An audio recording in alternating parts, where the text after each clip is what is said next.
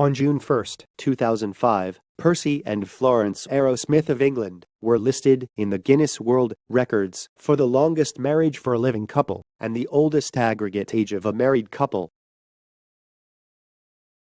They had been married for 80 years, having married in Hereford in 1925, 3 years after they met.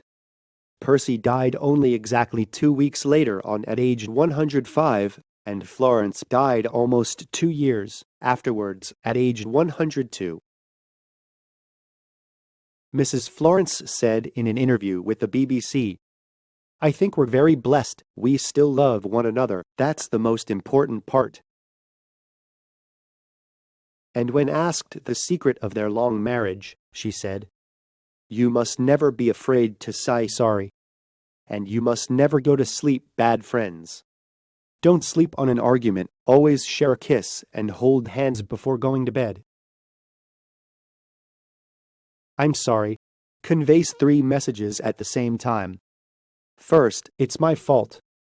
Second, I respect you. Third, I value the relationship with you. Nothing is more effective in restoring relationships than saying, "I'm sorry," from the bottom of my heart. Sorry is a magical word